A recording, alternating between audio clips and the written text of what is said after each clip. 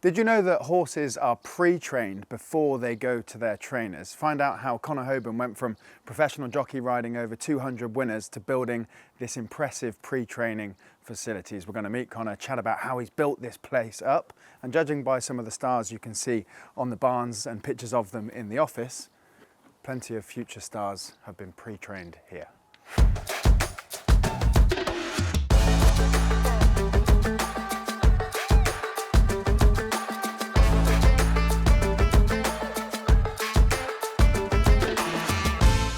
Thanks for having us down to Beechlea. From the drive-in, it looks like you've built an impressive facility here, but let's rewind. You were a jockey with over 200 winners to your name. How did you go from jockey to pre-trainer?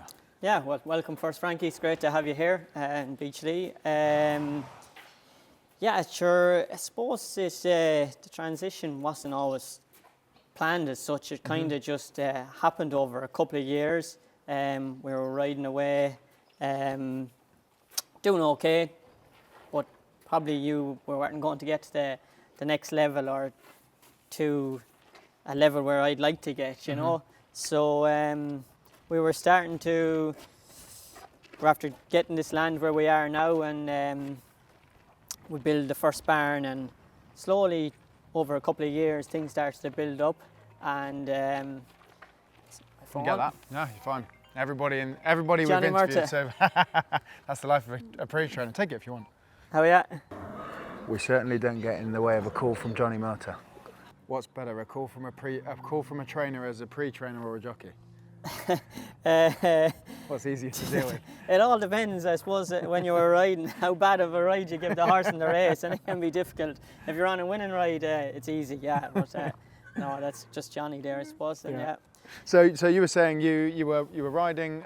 You wanted to push on. You recognised you maybe weren't going to get to the top level that maybe you were striving for. Were you pre-training and riding professionally at the same time for a period? Yeah, for a period we were, and I suppose I always felt that maybe I was given the riding 50% and the pre-training 50%, and something was going to give. So yeah, it was just a time to knuckle down and concentrate on one and give it 100%, and I'm glad I did. It seems to have paid off.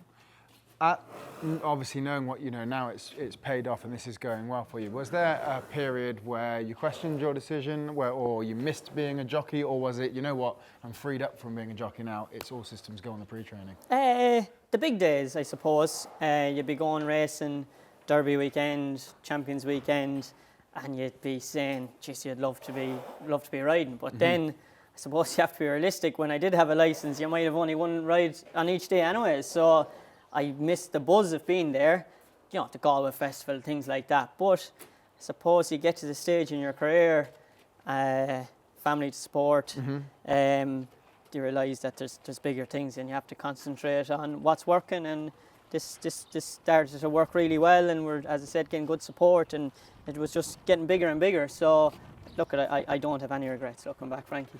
Explain what a pre-trainer does to me. Like I've never seen a horse before. What is a pre-trainer? So pre-trainer, it depends. So you get different types of horses. So horses that come back from little niggly injuries and that come to a pre-trainer, just for the simple reason that the trainers in the middle of the flat season would probably have 5 or 6 lots, and they would be all in hard work. So the horses that are with us would be just coming back after a little injury, come back after a setback, and we build them up to a level of fitness and to a certain stage that we know that they're over their injury and they can slot into a trainer's yard to join into their system. That's one part of pre-training. Then you have your breaking and pre-training, where you get horses yearlings from sales and that, and we educate them, get them driving, get them used to a rider on them for the first time, and teach them the early ropes off a rider on their back, and get them to a level where they can slot into a trainer's yard. Your communication with trainers must be quite important then. Johnny giving you a ring, for example, you must have an understanding of what level trainers want their horse to arrive at their yard in. Exactly, and I think that's where maybe we're as busy as we are. We're after building up a great trust with the trainers we pre-train for. That when I pick up the phone or they're ringing me asking, how are we getting on, Conor, how are they going? we can get them, or we know at each trainer what stage they want their horses coming into them. Yeah. That they're not coming into the trainer's yard and the trainer is ringing us saying, geez, Conor, that's nowhere near ready for my system. So that's about building up a trust and building up a relationship and getting to know each people we're training for, the way their system works.